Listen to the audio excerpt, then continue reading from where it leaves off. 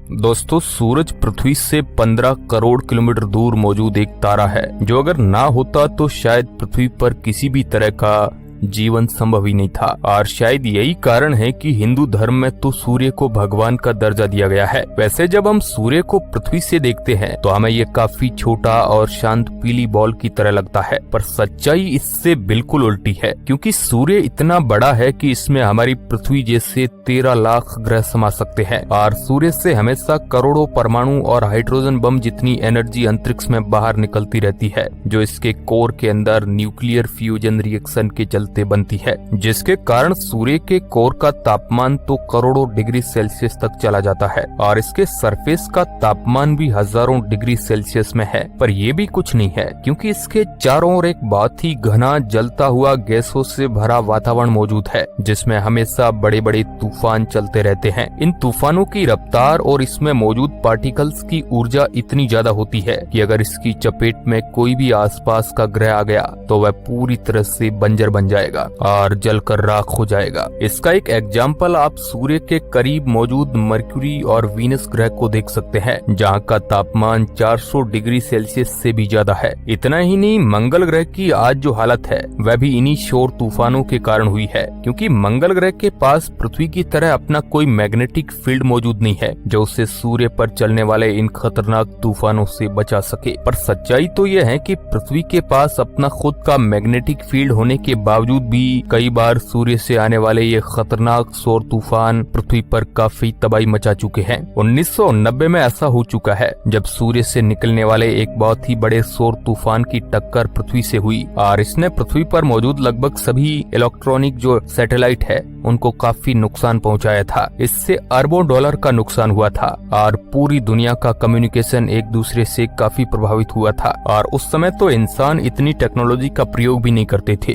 और आज के समय तो बच्चे बच्चे के पास मोबाइल फोन मौजूद है। दुनिया में हर काम इंटरनेट की मदद से आज हो रहा है और पृथ्वी की ऑर्बिट में भी हजारों सैटेलाइट घूम रही है। ऐसे में अगर आज कोई ताकतवर सौर तूफान पृथ्वी से टकराया तो ये पृथ्वी पर काफी ज्यादा तबाही मचा सकता है और हमें बिना इंटरनेट कर सकता है। इसलिए वैज्ञानिक लंबे समय से सूर्य और इससे पैदा होने वाले सौर तूफानों पर रिसर्च करना चाहते हैं, ताकि हम इन्हें समझकर भविष्य में किसी बड़े सौर तूफान की तबाही से बच सके। इसलिए 12 अगस्त 2018 को नासा ने पार्कर सोलर प्रोब नाम का एक स्पेसक्राफ्ट सूर्य की ओर लॉन्च किया, जिसका काम सूर्य के सबसे करीब जाकर उस पर चलने वाले सौर तूफान और उसके स्ट्रक्चर पर रिसर्च करना है। इसी स्पेसक्राफ्ट में कई कैमरे और आधुनिक उपकरण भी लगाए गए हैं, और जैसे जैसे ये सूर्य के करीब जा रहा है हमें कई नई चीजें जानने को मिल रही है। और अब तो इसने सौर तूफानों को भी रिकॉर्ड करना शुरू कर दिया है, यानी जो सौर तूफान कुछ समय पहले तक हम केवल पृथ्वी के पोल्स पर अरोरा के रूप में देख सकते थे, आज के समय में सोलर प्रोब की मदद से उन्हें सुन भी सकते हैं। और आज के इस वीडियो में मैं आपको सूरज पर चलने वाले तूफानों की 6 ऑडियो सुनाऊंगा जिन्हें सोलर प्रोब ने रिकॉर्ड किया है। साथ ही हम कुछ तस्वीरें भी देखेंगे जो अभी तक की सूर्य की सबसे करीब की तस्वीरें हैं। तो चलिए सुनते हैं सूर्य की आवाज। रिकॉर्ड की गई ऑडियो क्लिप्स को सुनने से पहले आपको बता दूं कि अंतरिक्ष में किसी तरह की आवाज ट्रेवल नहीं करती है, और जो ऑडियो क्लिप्स मैं आपको सुनाने वाला हूं वह उस डाटा को प्रयोग करके नासा द्वारा बनाई गई है, जो पार्कर सोलर प्रोब ने सूर्य के करीब जाने पर गैसों और पार्टिकल्स के दबाव और मैग्नेटिक फील्ड में बदलाव होने से बनाई गई है। ये कुछ उसी तरह बनाई गई है जिस तरह से हम मैग्नेटिक फील्ड और दबाव में होने वाले परिवर्तन के चलते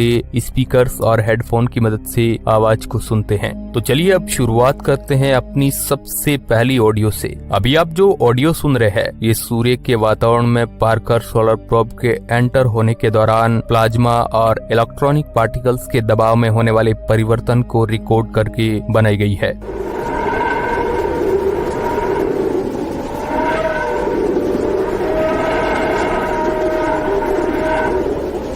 इसके अलावा जो आप वीडियो देख रहे हैं ये भी सोलर प्रोब द्वारा रिकॉर्ड की गई है, जिसमें आप सूर्य से निकलने वाले पार्टिकल्स को काफी तेजी से बाहर जाते हुए देख सकते हैं। वैज्ञानिकों का कहना है कि इस ऑडियो में जो आवाज ऊपर और नीचे हो रही है ये सूर्य के वातावरण में मौजूद गैसों के दबाव में तेजी से होने वाला परिवर्तन है। अब बारी आती है हमारी दूसरी ऑडियो की। ये ऑडियो सूर्य के थोड़ा और करीब जाकर वहाँ पर गैसों में आने वाले परिवर्तन से रिकॉर्ड की गई है।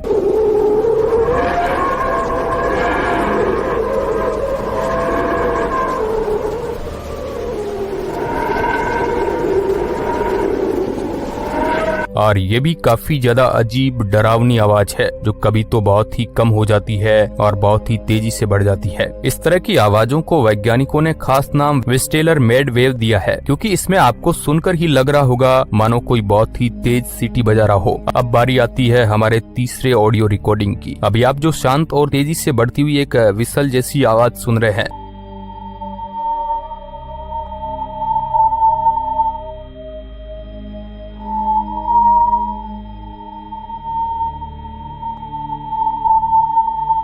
ये सोलर प्रोब द्वारा रिकॉर्ड की गई हाई चार्ज पार्टिकल के प्रेशर में होने वाले दबाव की रिकॉर्डिंग है। यह ऑडियो रिकॉर्डिंग इसलिए भी खास है क्योंकि इससे सूर्य से निकलने वाली एक खास तरह की वेव से रिकॉर्ड किया गया है, जिसे लंगमोयर वेव कहा जाता है। इस तरह की वेव काफी ज्यादा हाई फ्रीक्वेंसी पर ट्रेवल करती है और जब सोलर प्रोब द्वारा रिकॉर्ड किए गए इस डाटा से ऑडियो फाइल बनाई गई तो उससे हमें इस तरह की हाई पिच ऑडियो मिली। चलिए अब चलते हैं हमारी चौथी रिकॉर्डिंग की ओर।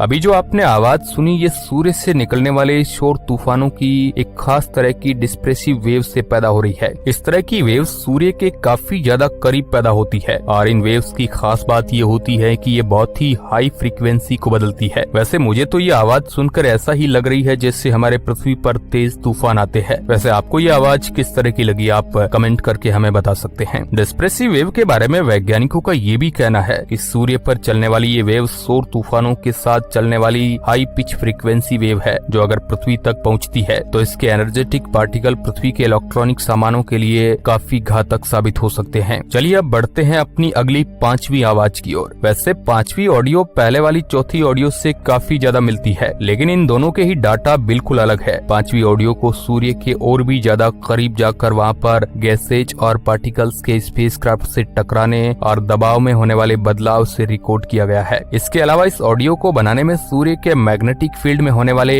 बदलाव को भी रिकॉर्ड किया गया है।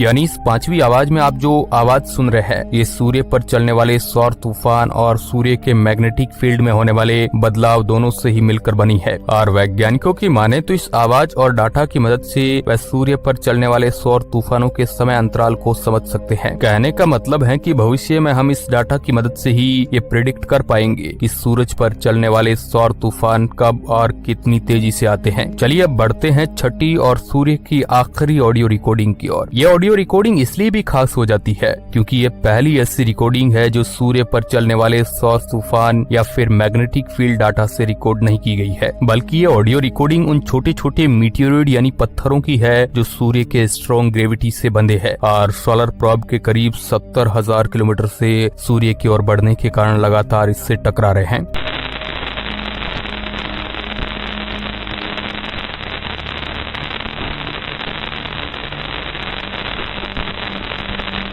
अभी आप जो आवाज सुन रहे हैं ये उन्हीं छोटे छोटे डस्ट पार्टिकल के पार्कर सोलर प्रोब से टकराने की आवाजें हैं और इस आवाज को सुनकर मुझे हमारे पुराने टीवी की याद आ रही है। वैसे क्या आपको भी ये आवाज पुराने टीवी की तरह लगती है? आप कमेंट बॉक्स में हमें बता सकते हैं। वैसे वैज्ञानिकों की माने तो जितनी रफ्तार से ये सभी डस्ट पार्टिकल सोलर प्रोब से टकरा रहे हैं, ऐसे में अगर कोई दूसरा स्पेसक्राफ्ट होता तो वह अभी तक खराब हो चुका होता, पर पार्कर सोलर प्रोब को खास इसी तरह की कंडीशन में रहने के लिए बनाया गया है। इसलिए ये लगातार इन पार्टिकल्स के टकराव के बावजूद अपनी डेस्टिनेशन की ओर बढ़ रहा है और जल्द ही ये सूर्य के और भी ज्यादा करीब पहुंच जाएगा, जिसके बाद हमें और भी कई तरह की आवाजें सूर्य के सबसे करीब की तस्वीरें देखने को मिलेगी। वैसे मैं जानना चाहूंगा कि आपको आज की वीडियो कैसी लगी और सूर्य पर चलने वाले तूफानों की इन आवाजों में आपकी सबसे पसंदीदा आवाज कौन सी?